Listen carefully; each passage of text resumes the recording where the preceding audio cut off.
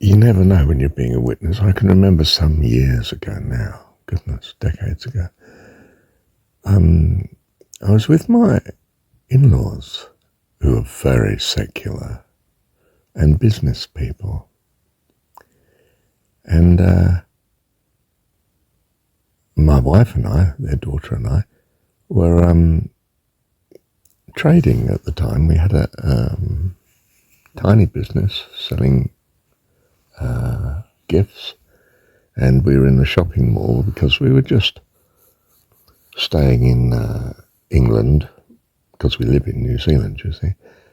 We were staying in England for a month or so, just to run into Christmas, and taking advantage of selling opportunities. And everything went wrong that morning. I couldn't get there. The car was troublesome, and this went wrong and that went wrong. And of course, they happened to just be at home that day because they weren't doing their usual trade fairs and so on. And a dad in particular was fascinated by my reaction. He could see just about everything went wrong. And of course I was still fine and cheerful and, surging through it, because of course I was trusting God for it. I don't mean I was saying out loud, "Thank you, Lord," that would have just really aggravated them. But do you see, well, he expressed, he just said,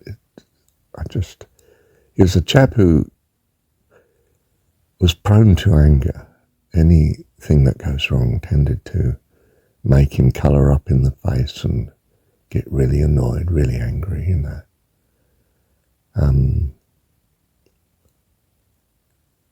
And my reaction, by contrast, was a revelation to him, you see. I mean, I didn't do it specifically with that in mind. It was just my usual way of coping, should things turn to custard, and they seem to be turning to custard all morning. One thing after another. I can't think of what all the other problems were now. But he was astonished at the way I reacted, you see.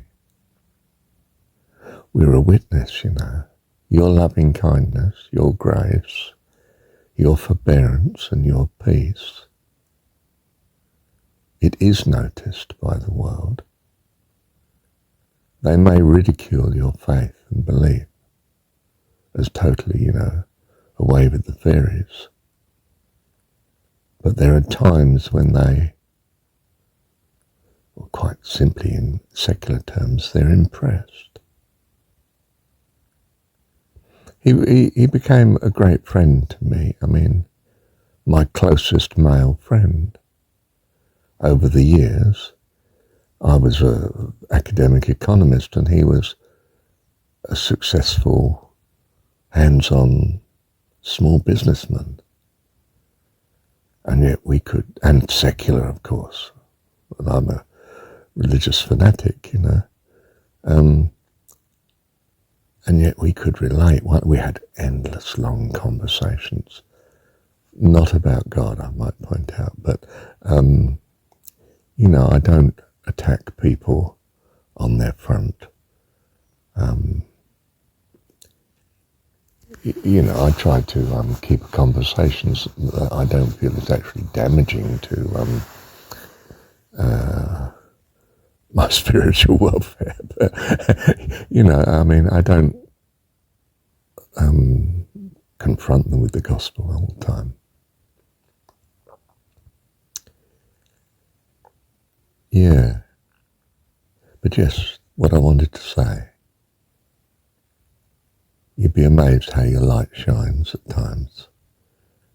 And you probably won't be aware of it, but you'd be amazed if you knew. And people know they've been blessed by knowing you. And they count you as a good friend, even though in some sense you're a spiritual foreigner to them. But they sort of want to extend a tolerance to you, I suppose, because they appreciate the way in which you are a blessing to them. You know, it's self-interest. Well, that's what God's given us. Well, I assume he's blessed us with it. I don't, condemn self-interest. If you don't look after and preserve your life here in this world of uncertainty, then you're not going to get the rest of the lessons, are you? That this world is able to afford for us. God's given us a self-priority. Well, it doesn't mean to say I don't also care about others, of course. I can still do that. I don't necessarily put them first. I'm fairly clear on that. But I do care. And if I can possibly take them with me to heaven, I will.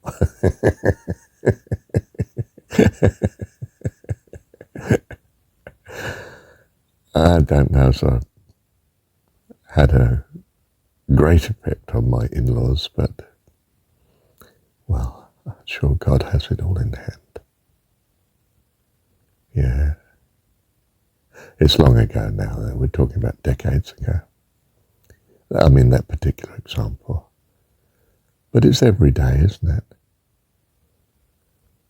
We are the blessing where we are because God has put us there. And we are sent. We're sent to give the same message as Jesus. God is our heavenly Dad. Loves us.